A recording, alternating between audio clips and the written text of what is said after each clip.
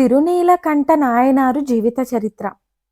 చిదంబరంలో నిరంతర శివధ్యాన తత్పరుడైన ఒక మహాభక్తుడు ఉండేవాడు. కుమ్మరి కులంలో జన్మించాడు. అదే వృత్తిని చేపట్టి శివభక్తులను ఎంతో నమ్రతతో సేవించేవాడు మంచి గృహస్థు. గృహస్థు ధర్మాన్ని యథావిధిగా పాటిస్తూ వచ్చిన శివభక్తులకు ఆనందంతో సేవ చేస్తూ తాను తయారు చేసిన భిక్షాపాత్రలను అంటే మృన్మయ పాత్రలను శివభక్తులకు ఉచితంగా ఇచ్చేవాడు. శివుని నీలకంఠునిగా భక్తి ప్రపత్తులతో కొలిచేవాడు.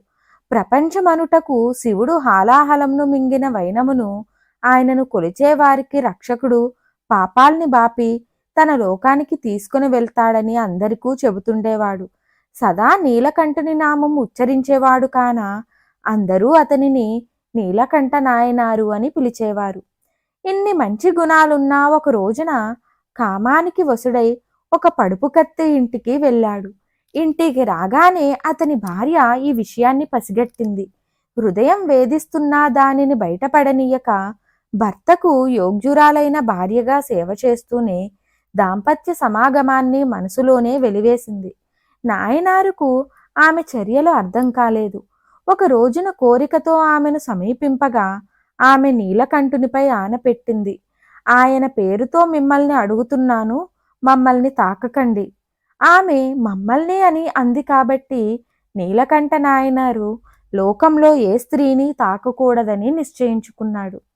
పరమశివునిపై ఆయనకు అంత అనన్య ప్రేమ. ఈ విధంగా ఒకరినొకరు తాకకుండా జీవించడం మొదలుపెట్టారు. దీన్ని గూర్చి బయట ప్రపంచంలో ఎవరికినీ తెలియనీయలేదు. సంవత్సరాలు గడిచాయి. భార్యాభర్తలు వృద్ధులు కూడా అయ్యారు. ఈశ్వరునికి వీరి ఔన్నత్యము లోకానికి చాటాలనిపించింది. అందుకని ఒక శివయోగిగా రూపుదాల్చి నీలకంఠ నాయనారి ఇంటికి విచ్చేశాడు. నీలకంఠారు సాదరంగా తనను ఇంటిలోనికి ఆహ్వానించారు. సపర్యలు చేశారు. యోగి ఒక భిక్షాపాత్రను నీలకంఠ నాయనారికి ఇచ్చి, నేను మరలి వచ్చే వరకు దీన్ని సురక్షితంగా ఉంచండి. నాకు ఇది అత్యంత విలువైనది. దీన్ని తగులటయే తరువాయి అన్ని వస్తువులు పవిత్రమవుతాయి. అందుకని జాగ్రత్తగా కాపాడవలసినది అంటూ శివయోగి వెళ్ళిపోయాడు. నీలకంఠారు దాన్ని జాగ్రత్తగా దాచాడు. చాలా కాలమైన తర్వాత ఒక రోజున శివయోగి తిరిగి వచ్చి నీలకంఠారును ఆ భిక్షాపాత్ర గురించి అడిగాడు. శివయోగి దాన్ని మాయం చేసి ఆ పాత్రను తెచ్చి ఇమ్మని నీలకంఠారును అడిగాడు. నీలకంఠారు అంతా వెతికాడు. ఆ పాత్ర ఎచ్చటనూ కనిపింపలేదు. అది మాయగా ఉంది. సిగ్గుపడిపోయాడు. భయంతో వణుకుతూ శివయోగి పాదాలపై పడ్డాడు. ఆ పాత్ర ఎచ్చటనూ కనిపింపలేదు అని వాపోయాడు. యోగికి విపరీతంగా కోపం వచ్చింది. నీలకంఠారును నీవు దొంగవని మోసకారివని నిందించాడు. నీలకంఠారు ఆ పాత్ర కన్నా విలువైన పాత్ర ఇస్తానన్నాడు. శివయోగి ఒప్పుకొనలేదు. పదే పదే శివయోగికి తాను ఆ పాత్రను దొంగలించలేదని, ఏదో మాయగా అది కనిపించడం లేదని, అది ఎట్లా మాయమైందో తనకు అర్థం కావటం లేదని చెప్పాడు. శివయోగి నీవు చెప్పేది నిజమైతే నీ భార్య చెయ్యి పట్టుకుని ప్రమాణం చెయ్యమని అడిగాడు. నీలకంఠుని పైన ఆన పెట్టాడు కాన నీలకంఠదారునికి అంగీకరించలేదు. అతని అనంగీకారం నీలకంఠారు దోషాన్ని చూపుతున్నదని శివయోగి అన్నాడు.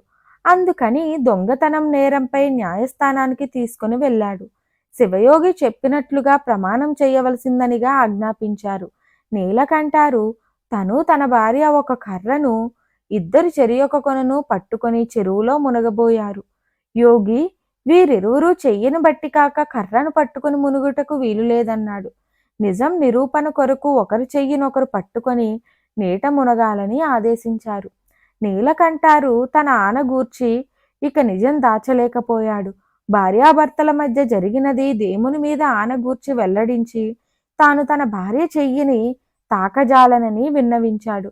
ఇలా చెప్పి ఇద్దరూ కర్రను చెరి ఒక కొనను పట్టుకొని నీట మునిగారు.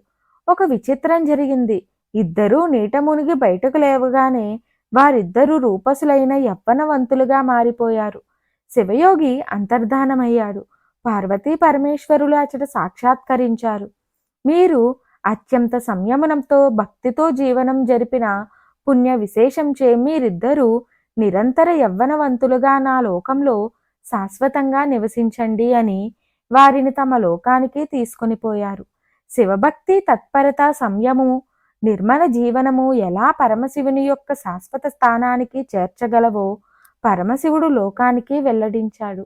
పరమశివునిపై అనన్య భక్తి నీలకంఠారును చెడు పనుల నుండి, చెడు తలపుల నుండి వైముఖ్యత కలిగించి సచ్చరిత్రులుగా వారిని నిలబెట్టి అంత్యమున వారికి శివసాయుధ్యము కలుగుటకు కారణభూతమైనది. మరిన్ని ఆధ్యాత్మిక విషయముల కోసం మా ఛానల్ను సబ్స్క్రైబ్ చేయండి. వీడియో నచ్చితే లైక్ చేయండి, షేర్ చేయండి, కామెంట్ రూపంలో మీ అభిప్రాయాన్ని తెలియచేయండి.